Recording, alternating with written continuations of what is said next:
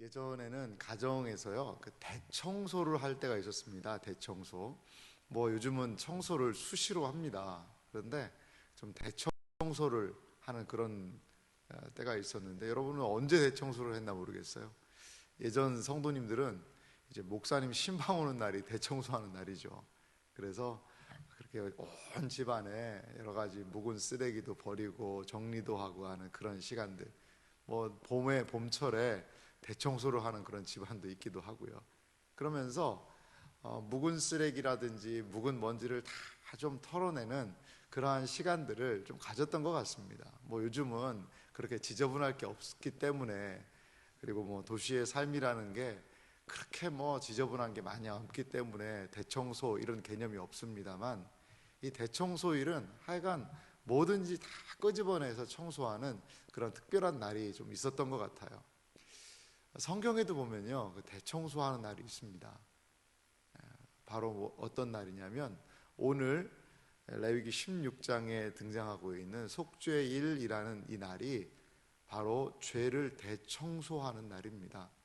이스라엘 절기상 7월 10일입니다. 7월 10일인데 1년에 딱 한 번 이 날은 그 성소를 위하여서 대청소를 하는 날이다라고 우리가 좀 생각을 할 수가 있습니다.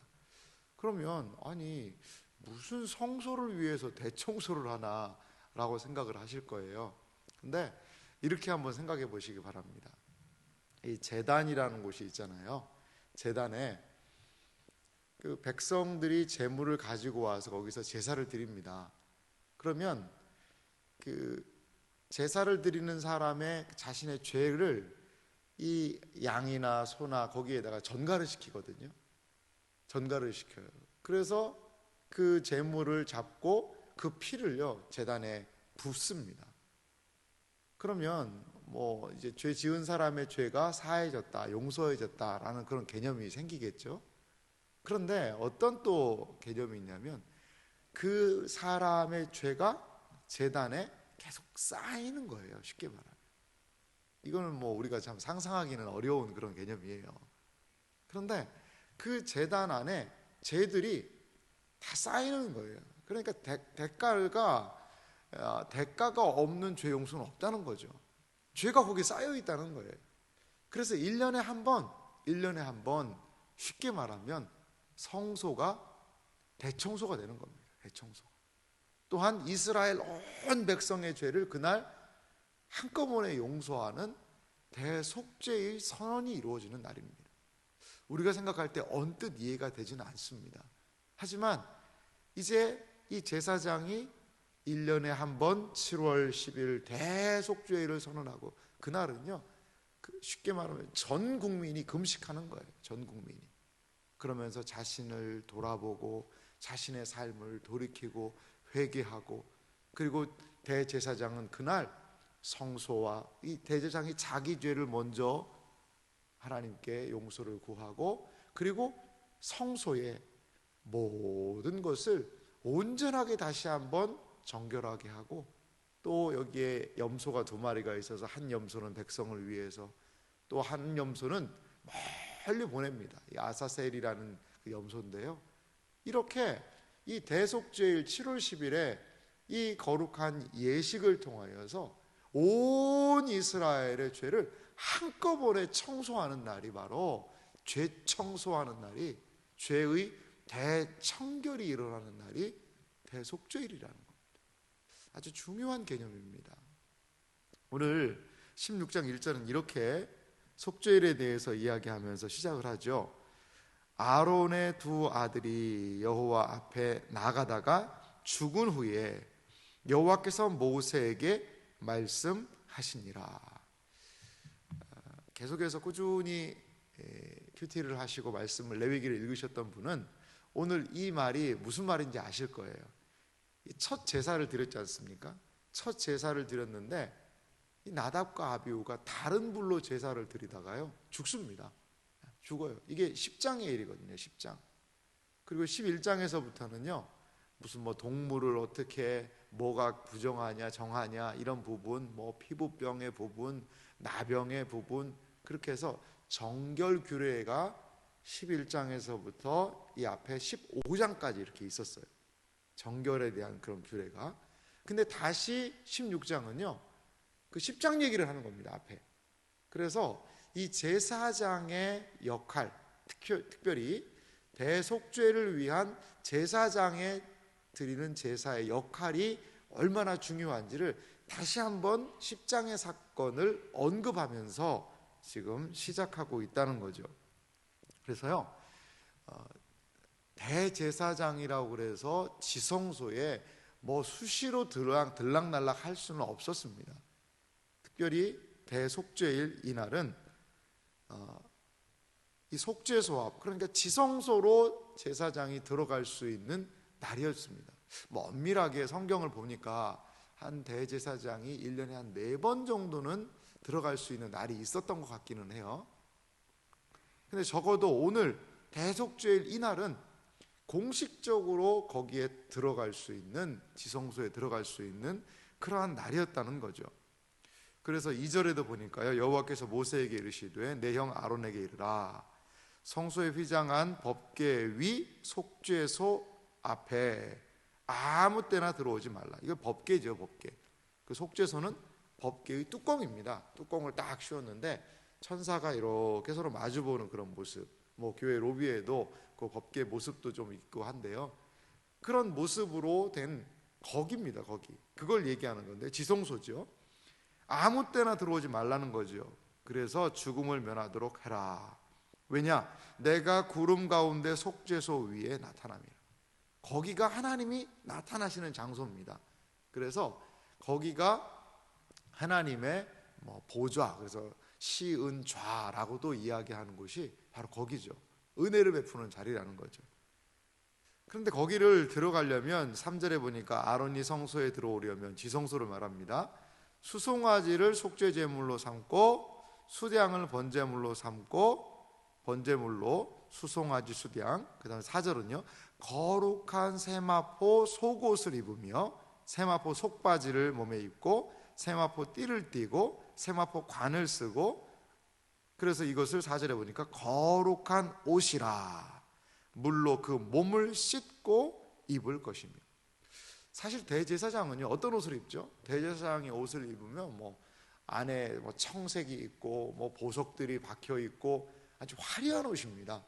대제사장의 옷이라는 것은요, 하나님의 영광스러움에 대한 상징이에요.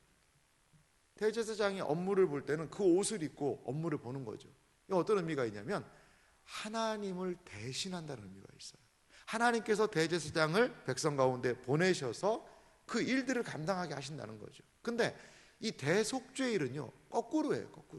반대예요. 어떤 의미냐면 평상시에 입던 대제사장의 그 화려한 옷을 다 벗습니다. 그리고 세마포 옷을 입어요. 이건 세마포 옷은 흰색 옷이라고 생각하면 좋을 것 같아요. 흰색 옷을 입어요. 그러니까 겉옷, 속옷 다 그 세마포 옷을 입고 거룩한 옷을 입고, 그리고 하나님 앞에 나가는 거죠. 어떤 의미가 있을까요? 하나님께서 하나님 당신의 거룩함을 대제사장을 통하여서 드러내는 모습으로 대제사장이 그 화려하고 보석이 박힌 영광스러운 옷을 입고 사역을 백성 앞에서 했다면, 이제는 거꾸로죠. 세마포 옷을, 그 제사장의 일반적인 옷을 벗고 세마포 옷을 입고 하얀 흰 옷을 입고 하나님 앞으로 나간다는 겁니다. 누구를 대신해서? 백성을 대신해서 말이죠. 이게 바로 중보자의 역할입니다. 중보자의 역할. 이 두 쪽을 다 만족시킬 수 있어야 되는 거죠. 하나님의 뜻을 백성에게 증거하죠. 또 백성의 연약함과 부족함을 하나님께 아뢰이죠. 그 사이에 있는 거죠. 평상시에는 하나님의 영광스러움을 대제사장의 옷을 입으면서 드러내 보여줍니다. 하지만 이날은 온 백성의 모든 죄를 이 대제사장이 대신해서 그 세마포 옷을 입고 하나님께 나아가며 하나님의 은혜를 구한다는 거죠. 중보자는요, 둘을 다 만족시킬 수 있어야 되는 겁니다. 둘을 다. 중보자는 둘을 다 만족시킬 수 있어야 돼요. 그래서 중보자는 저는 비유를 할 때 그 통역의 비유를 좀 많이 하거든요. 이게 러시아어를 우리는 잘 모르잖아요. 물론 뭐 이 자리에 러시아어를 유창하게 하시는 분이 계실 수도 있는데요. 러시아 사람이 와서 이야기를 하면 그러면은 우리는 잘 못 알아듣잖아요. 하지만 통역하는 사람은 한국말도 알고 러시아 말도 알면 그 둘 사이를 통역을 할 수 있잖아요. 하나님과 우리 사이가 꼭 그렇다는 거죠. 꼭 그래요. 인간이 하나님 앞에 나갈 수가 없어요. 그리고 하나님도 인간에게 무엇인가 직접 하시면 인간은 다 죽을 수밖에 없는 거죠. 그래서 중보자를 세우셔서 하나님 편에 만족하고 또 인간의 편에도 만족시킬 수 있는, 그래서 예수님이요 중보자의 역할을 감당하시기 위해서 신성과 인성이 있으신 거예요.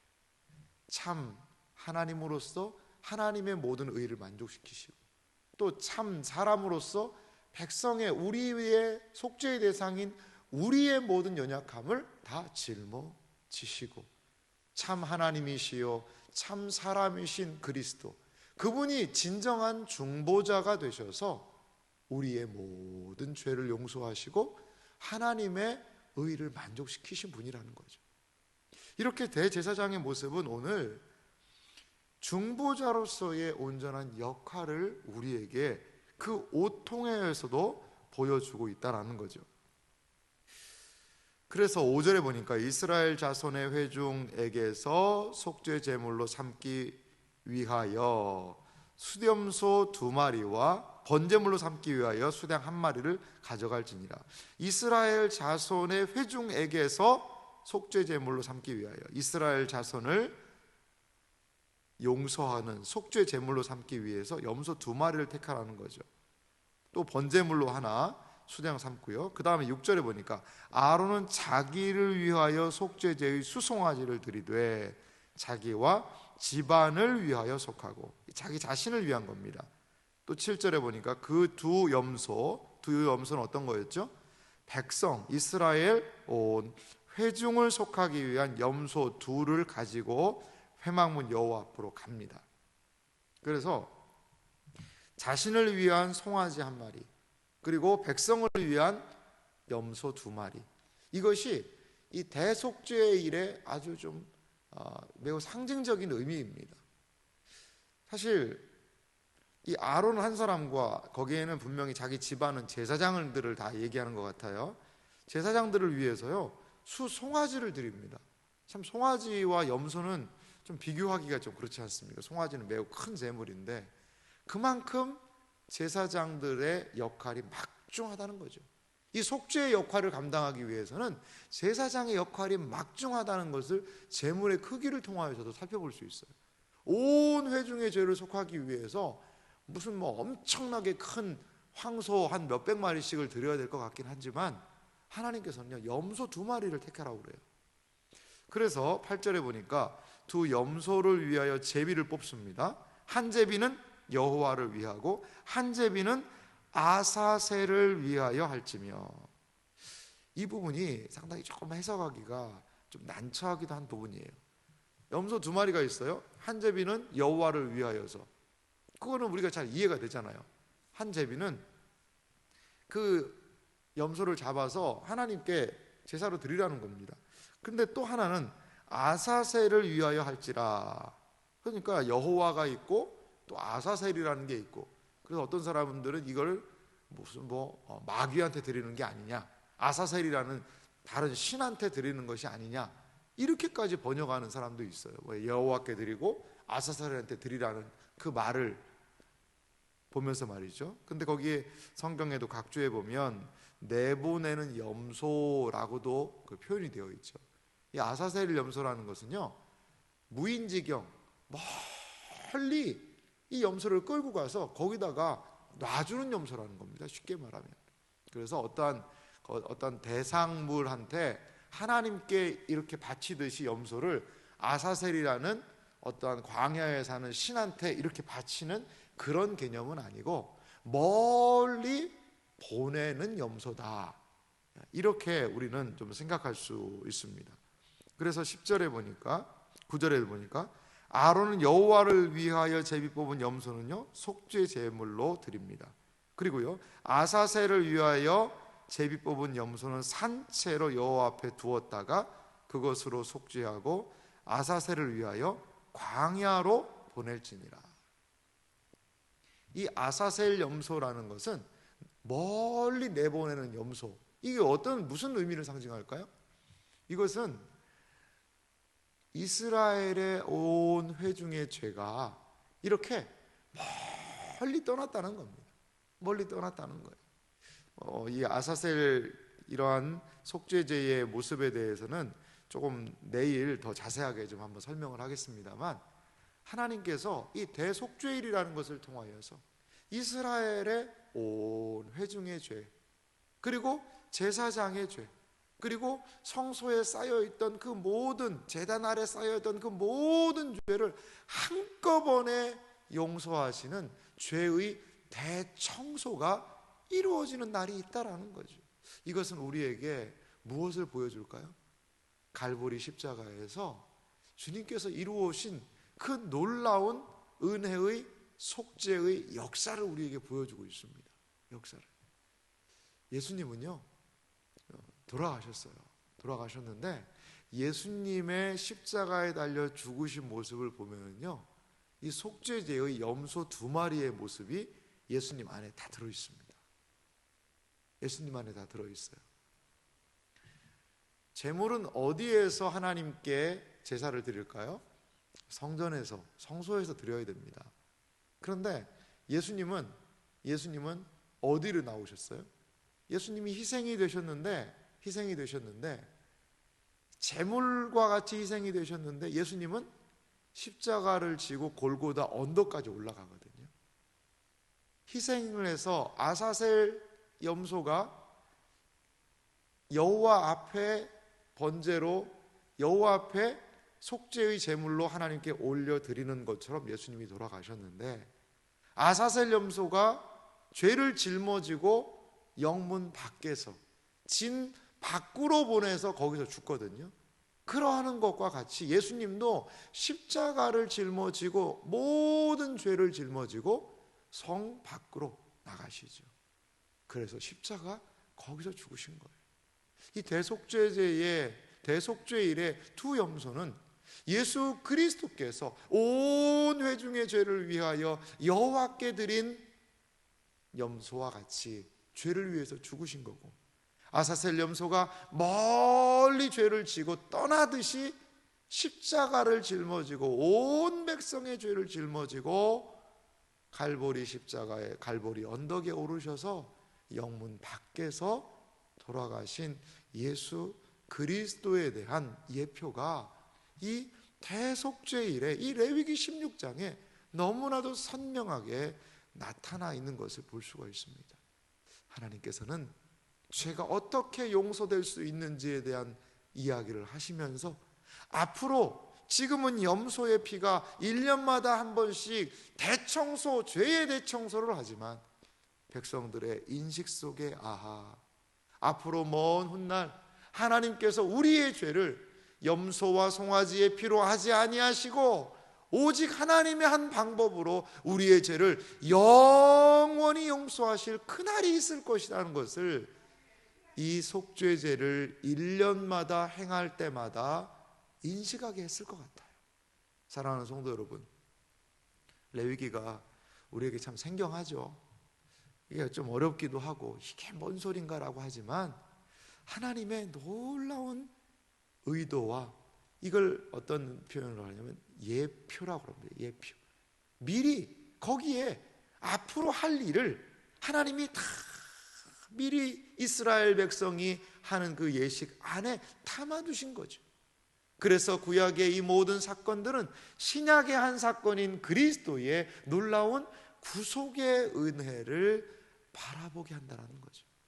히브리서 기자는 그것을요, 그림자라고 그랬습니다. 구약의 모든 이러한 대속죄일은 신약의 그리스도께서 하실 일의 그림자가 되었고, 예수 그리스도께서는 우리를 위하여 대속죄일에 마치 염소와 같이 우리를 위하여 속죄의 놀라운 은혜를 행하셨다는 것을 여러분 믿으시기 바랍니다. 레위기는 우리에게 그것을 보여주고 있는 것입니다. 이제 더 이상 우리는 염소를, 송아지를 가지고 제사 드릴 필요 없습니다. 오직 예수 그리스도의 보혈의 은혜가 우리의 속죄의 제물이 되시고, 우리의 속죄의 근거가 되시고, 우리의 죄가 용서받을 수 있는 유일한 근거가 되신다는 것을 기억하며 그리스도를 의지하여 하나님의 은혜의 보좌 앞으로 담대히 나아가는 그런 은혜의 역사가 있으시기를 주님의 이름으로 축원합니다.